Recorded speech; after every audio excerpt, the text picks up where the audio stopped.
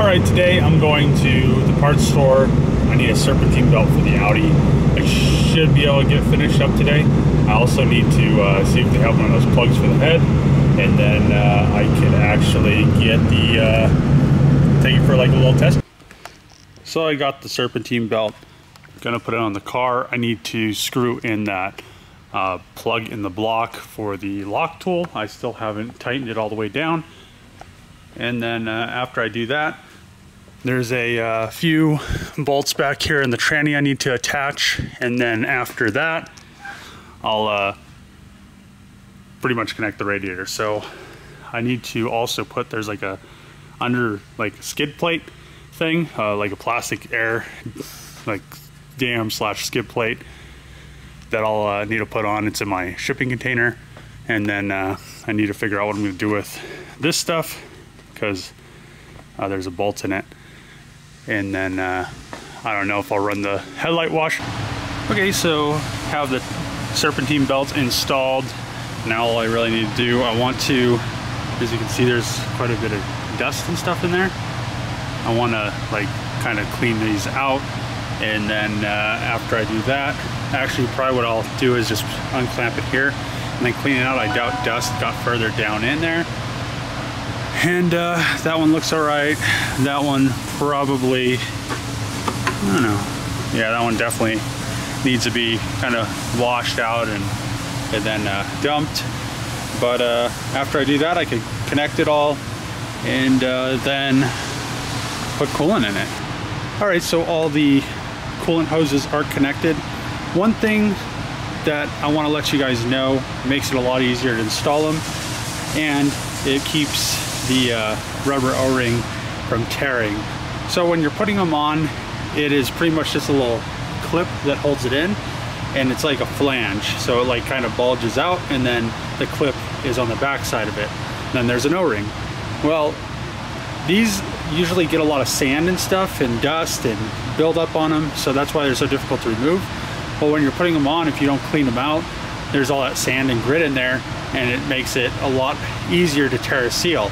So what I usually do is I put some WD-40 on like a little rag and wipe around the pipe flange, and then I wipe on the inside to clean all the grit and dust and dirt out of there, and it also kind of lubes up the seal.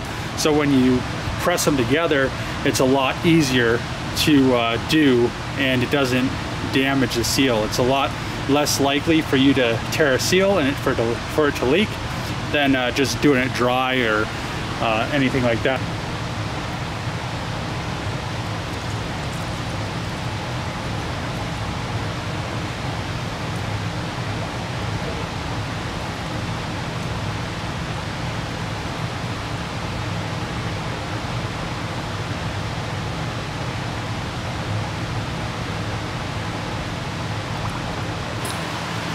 Okay, so I have the whole front end on.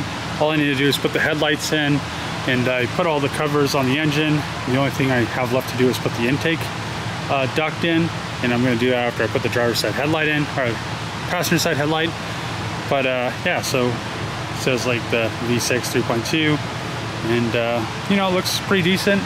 The tab on this headlight was broke, probably just from moving it around so much.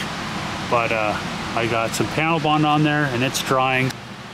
Okay, so I am scanning the car. The check engine light was already on, so I just wanted to clear all the codes and then scan the modules. And there's like, the windshield wipers are doing like this weird like twitch thing. So I'm also hopefully gonna figure out what that's about.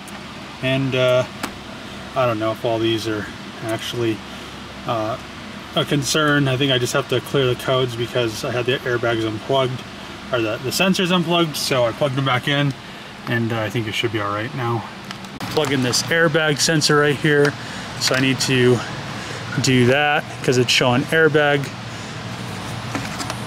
It's showing an airbag code, so once this gets plugged in, it shouldn't show that anymore.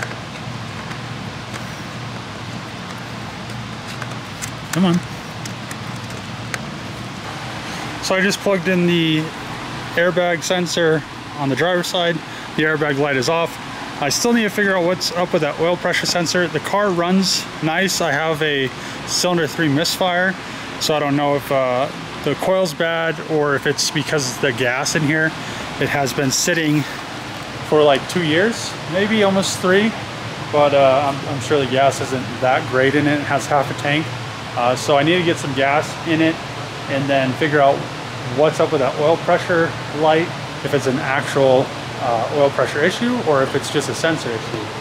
I'm kind of worried about it because you know, if it's a oil pressure issue, that means that I pretty much just wasted all my time because there's something wrong with the oil pump or there's something clogging something.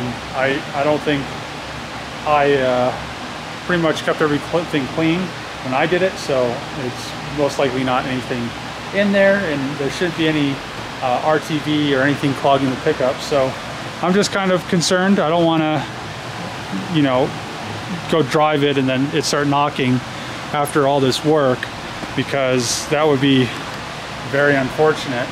So hopefully I can figure that out. So I let it get to operating temperature. It didn't seem like the oil pressure light came on again. I kind of moved some wires around. It literally is in like the worst spot. It goes from the sensor and then goes to the ground. I think when I was revving it is the only time I did it. It kind of just like bumped it. So I think I put it in a spot that's a little bit better, hopefully, and that's probably why on the newer engine the oil pressure sensor was 2 wire instead of 1, because it had the ground in the sensor.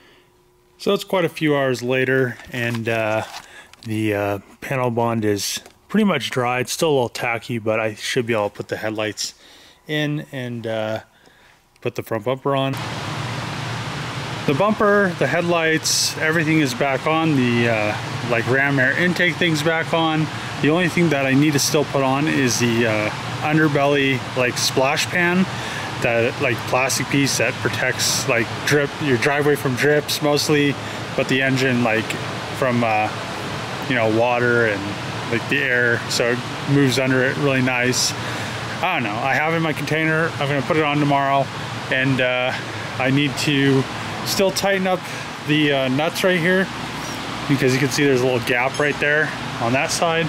This side, I'm not exactly sure what I'm gonna do with, because this gap right here, I don't know if I could bring it in, because so it goes, should go in like that, all nice and tight, but the where'd it go? So the piece that bolts on right there is this right here, and it literally is only like this little tiny piece right here, so it fell off, and I don't know, there's like not enough to panel bond it on, and I really don't feel like it. I mean, that probably should be okay. I don't know, I'm not too worried about it. I wish it wouldn't have fallen off, but you know, it's just, oh well. It's not an expensive enough car to worry about it.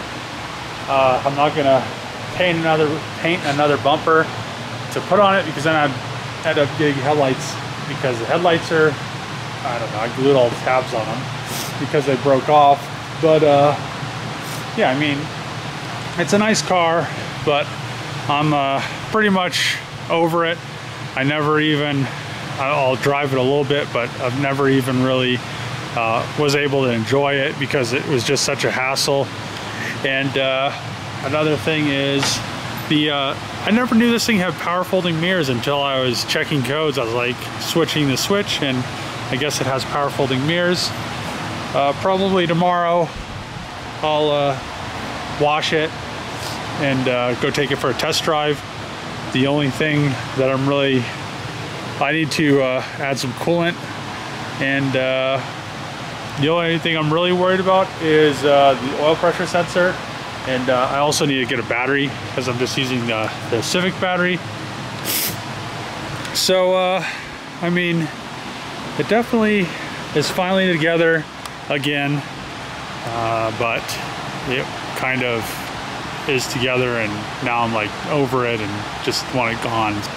I think that's the end of this video, and I'm glad that the Audi is actually together. I mean, it has been a long time coming. It's just one of those things that I've wanted to get it done just to get rid of it, because it's just been such a big headache, and I found out all these issues after I bought it. I should have done a little bit more research, but when I bought it, I was like, oh, this is a good deal. And then I moved, and I don't know, I just kept bringing it with me. So I should have just left it in the beginning and not had the headache, but you know, I don't know. So glad it's done. Can't wait till tomorrow. I'll go take it for its maiden voyage, and hopefully nothing happens. If you like the video, subscribe, comment below, click that bell to get notifications. See you guys tomorrow.